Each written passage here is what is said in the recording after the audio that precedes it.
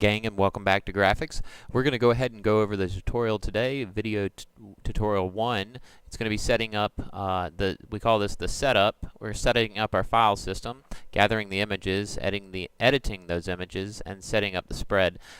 We've already gone ahead in the past 2 days, done the first 3 steps, so you're really only ready for you're ready for the final step of this. But I am going to briefly go over this real quick for those. We have a file on our desktop with the name of the newsletter we're going to make. Mine's called the Cantankerous Camel. Have one folder for images. Notice how they're laid out, images 1 through 5. Then I had stories, all in separate Word documents. Okay, so let's go ahead and start off with creating a new document. The command key there, I'm going to go ahead and open up Adobe InDesign and click on that, hit Command N. Notice I'm set to inches in my measurement here. I'm going to click on that and change that to 9.5 space IN. Tab down and change that to 11. Okay, now we're going to go ahead and give the whole margin, make it all 1/4 of an inch. So I'm going to hit 0.25 space IN, and when I hit tab, because of this little link here, all my margins are going to be uniformly selected to be 0.25. Watch what happens. Bam. Okay, say okay. Okay, we have page 1 right here. For all intents purposes, even though this is page 1, we're just going to set it up to visually look like what I have set up for y'all in my example here. So even though this is really page 1, it says it's page 2, but trust me, we'll be okay. So I'm going to click a control click on this page and go uncheck that button right there, allow documents to shuffle. It's going to give me the option. Now I can click and slowly drag this page to the hinge on the other side.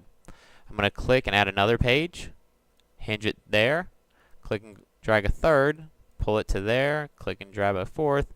Bam, here we are, ready to set it up. So number 2, page 2 is going to be our setup. I'm going to go to double click on it, go to margins and columns.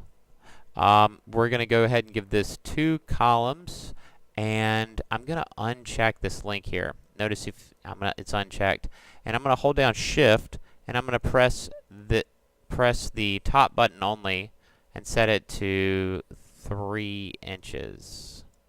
Now if we zoom out, you can see that my spread on that page looks like this, and I did that to go ahead and give us room for the masthead, what we're going to insert there. I'm just going to put some placeholder text right now for mine and say the Cantankerous Camel, and we'll come back and edit that in a little while, just to be a placeholder so you visually understand what we're doing with that. Secondly, let's go to page 1 and hit Command minus a little.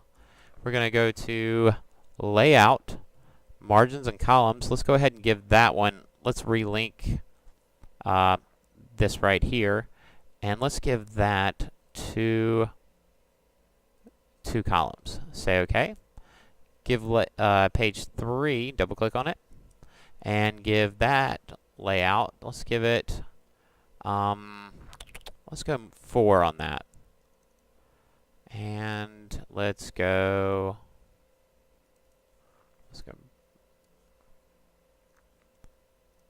to page, this one right here, and let's go to margins and columns and bump that up to just 3.